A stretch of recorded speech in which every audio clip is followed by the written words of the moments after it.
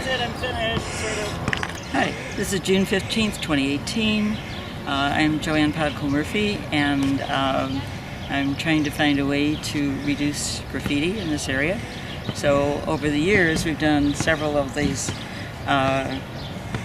jerry rails, or whatever they're called, and we turned them into Infocades rather than barricades, each one providing sort of a unique part of what we think people in this area should be aware of, whether they are or not.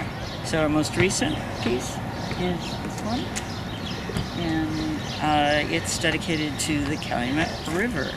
There are several bridges that cross that river, and when kids come by and say, "So what are you doing?" and I'll tell them that this is about the Calumet River, and they look at me rather blankly.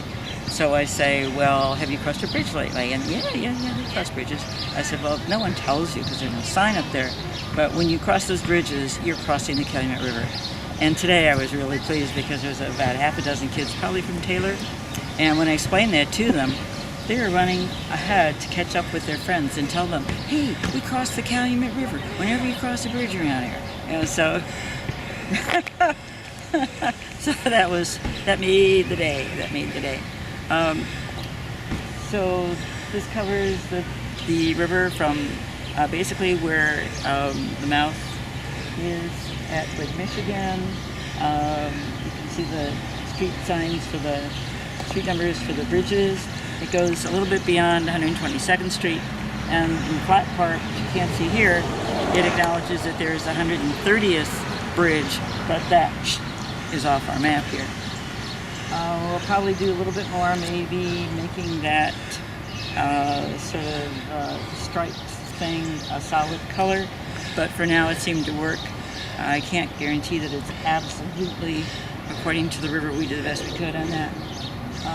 And at the far end, we're giving a brief history of the river and what helped to make this area. So if South Chicago started in 1836, it was because it was located very close to the river. Just like downtown has the Chicago River going into Lake Michigan, we have the Calumet River going into Lake Michigan. And that gives you an idea of some of the industries. There's shipping, there's steel mills, there's grain elevators, and then there's some fun stuff too. So you can do sailing in this area. You can canoe, maybe, because I think they're getting into that now.